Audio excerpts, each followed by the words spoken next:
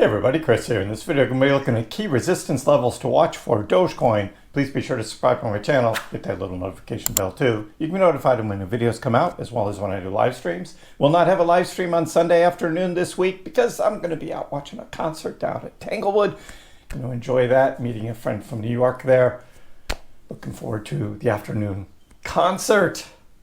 But right now, Dogecoin. We're talking about resistance levels. Why are we talking about resistance levels and why not support? Because I still believe Dogecoin is going up from here. Now, it's still choppy. We're still in August, right? And so, yes, there will be some pullbacks that still happen. Good times to buy dips, right? Not financial advice, but you get the point. What we're looking at are resistance levels, though. I believe Dogecoin is going higher. Where are those resistance levels? How high might Doge go? Let's get into it. Let me show you the charts of the news. I'll show you what I'm looking at. We started looking at the current Dogecoin chart. We're over 23 cents, 23.33 right now, where we came over 23-cent mark overnight, and now holding pretty strong here.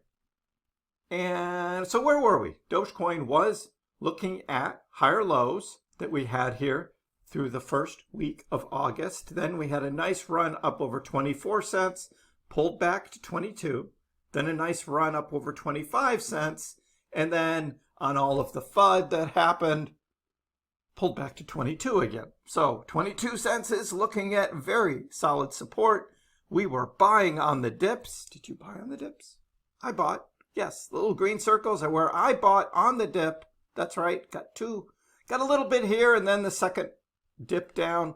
Grabbed a bunch more of Doge. It's all about coin count that we've been talking about and getting ready for the fall. What could the fall look like? Well, we'll take a look at that in just a second, as well as resistance levels. We're getting there. Here's Bitcoin. Bitcoin up back over $118,000 for Bitcoin, where its new all-time high is 124.5, but I bought some at 125. That's right, the all-time high.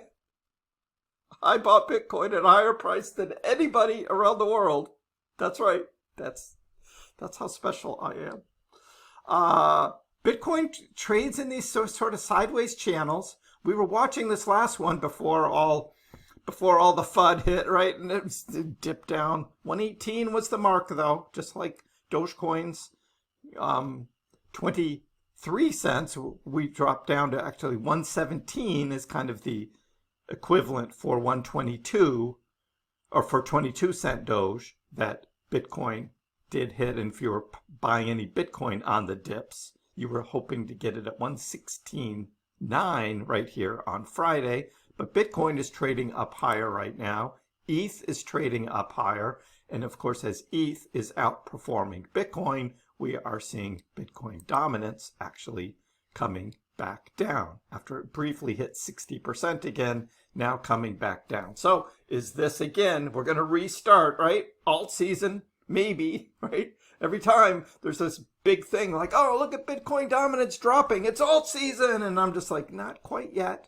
We're still August. Let's take some time here. It's going to be choppy, right? And so Bitcoin dominance is not disappointing in that. But we look overall, right? We see these patterns, right? These falling wedges that happen again and again and again. And this pattern we have now sideways, zoomed out on a big picture, right? This is on the weekly, we're sideways. Very similar to where we were here at the end of 2023 going into 2024. After a falling wedge, breakout sideways. Here's the falling wedge, breakout sideways. Very similar position here. And what's the next move? It's up. What's the next move is up. Every breakdown turned into a breakout. Every correction became fuel. History is telling you the ending. The wedge is no different. Don't miss the repeat. Bitcoin Census looks at 4-year cycles again. 2025 is usually where we see the parabolic runs. And we have not had that yet in Bitcoin. Bitcoin has been slow and steady going up since the end of 2022. We've had sort of 3 nice runs up, but not the big runs that we saw 2021, 2017, and 2013. That hasn't happened yet. AO, looking at the same thing.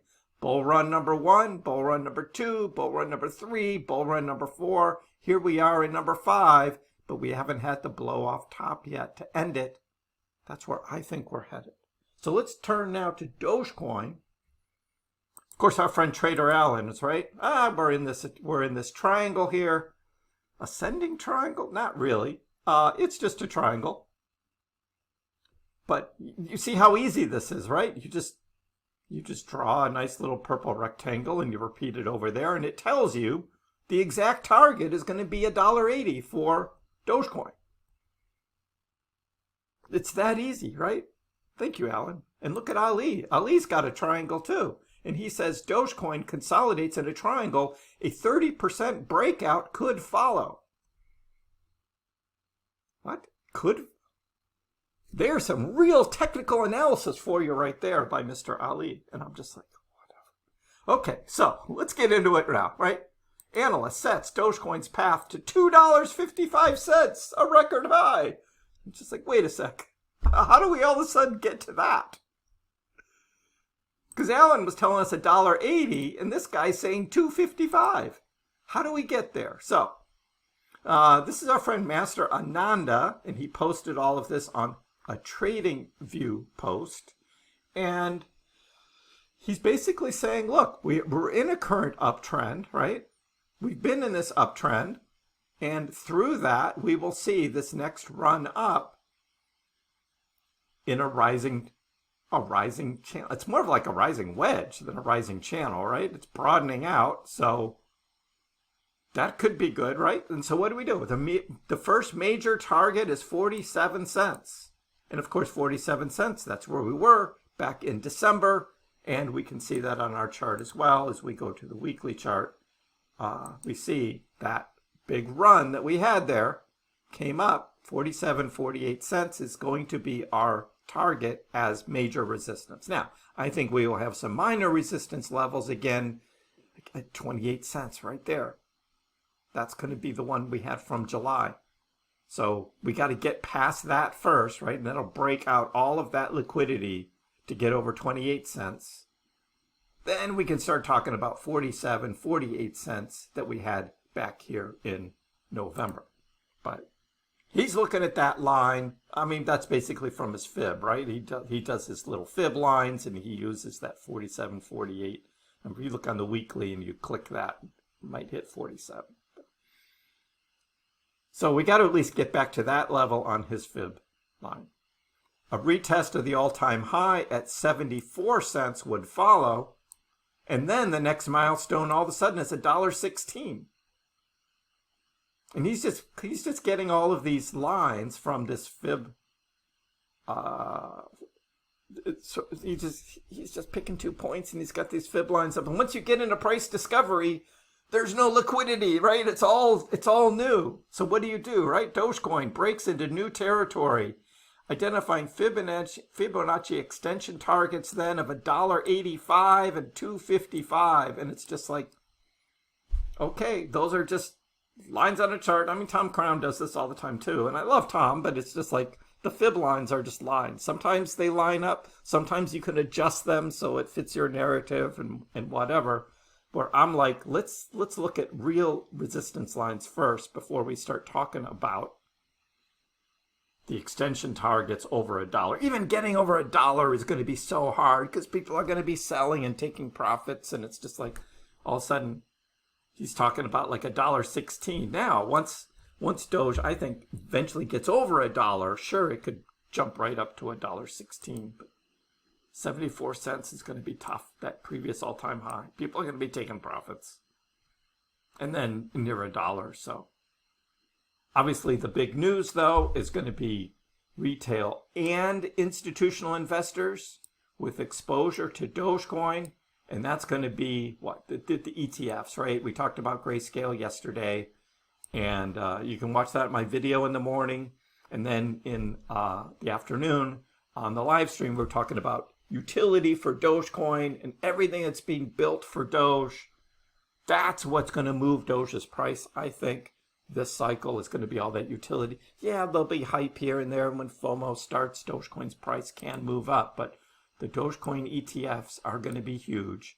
Again, yesterday we showed the dates, right?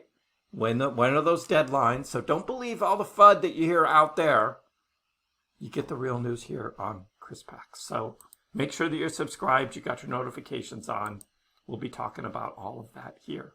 So that's what we're looking right now at for current resistance levels. You know, let's get up. Let's get past this little run up here at 25.5.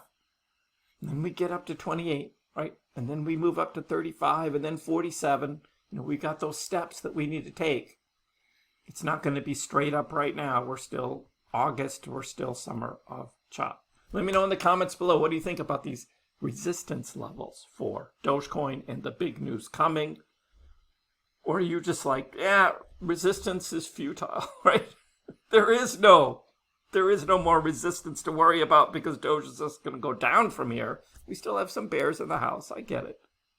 Give the video a like, and if you haven't already, please subscribe to my channel. I appreciate the support. We'll see you next time.